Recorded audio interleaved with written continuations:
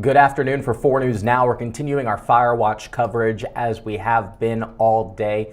Two main wildfires burning in Spokane County has forced a state of emergency to be called that allows more resources to come into the county to fight these wildfires. We're going to be focusing on the Gray wildfire right now. And 4 News Now's Jordan Smith is down in Medical Lake with the latest information. Jordan, what do we know right now? Well, Rob, right now, still learning a little bit more on the details here. We saw all of those images of those flames last night on the newscast, and I want to show you what was left behind here. I'm in a neighborhood where this used to be lined with properties all around the lake, and tonight you can see the impact of what's left behind. These cars melted here, left behind as well. Those houses that have been here for decades now turned to rubble. We've seen families coming by and checking out, seeing if their house made it. A few of them fortunately have, but for the most part, these families have been sifting through rubble. I'm wearing a mask, as you can see here. The fumes are potent. It's impossible to ignore.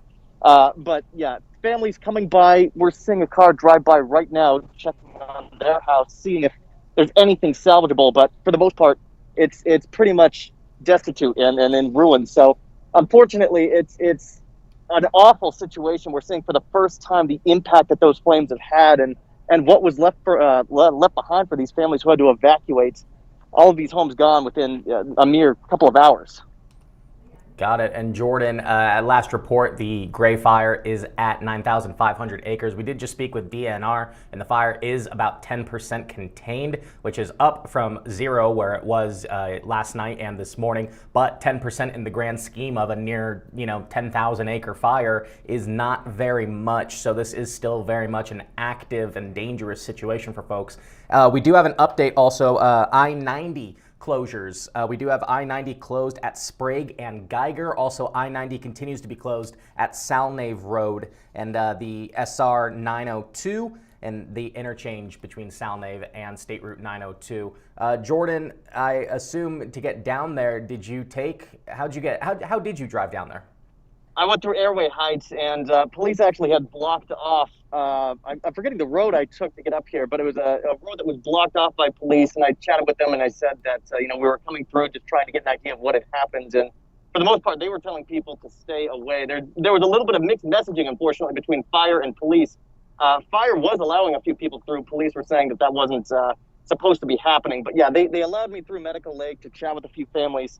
And it sounds like other families have been allowed to drive through as well.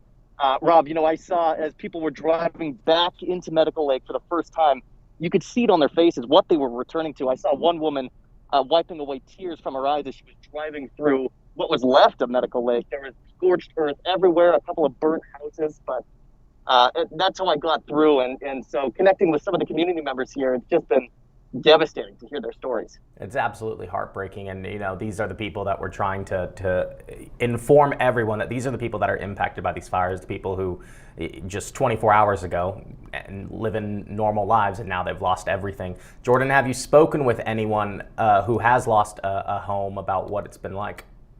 Yeah, I spoke with a family who they owned 4 properties all in this general area here, and it was another Friday for these people, right? I mean, they were getting ready for the weekend, and then to get these fire evacuation notices, okay, it's 200 acres, and then 300, now it's 500, now you have to get out right now, and the uncertainty that was felt by these people. I mean, they shared that with me, and it's impossible to relate to that situation unless you're in it, you know what I mean? And so they tell me as they come back and they've looked at the damage that's left behind, it's heartbreaking. And they did say, things can be replaced. People cannot. Unfortunately, we all got out safe. So a lot of people coming with that glass half full approach here. The other thing I really want to highlight here, Rob, is that the community has been outstanding. For people whose homes that weren't burnt down, they've offered a hand to those people who don't have a place to go. They say, hey, you need anything? Knock on our door. We'll help you out. Food, if you need a place to stay. So the support has been resounding here in the community as really we're in day one of trying to get a grip on this fire and start to rebuild and give people an idea of where they can stay long term as they try to find a new home to live in. Got it. And while you are in an area that the fire has already moved through, it's still very much an active situation. There are still, hundreds, thousands of individuals and hundreds of structures threatened in the Spokane County area between the two fires.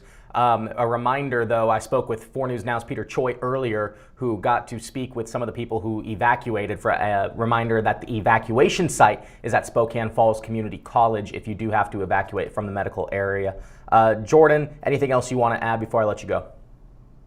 No, Rob, just, the site here, really heart-wrenching, and obviously our thoughts and our hearts are going out to the families who are scrambling to find a new place to live, and we'll be here trying to connect with some of those families and give you the very latest tonight on the shows. Got it. Jordan, thank you very much.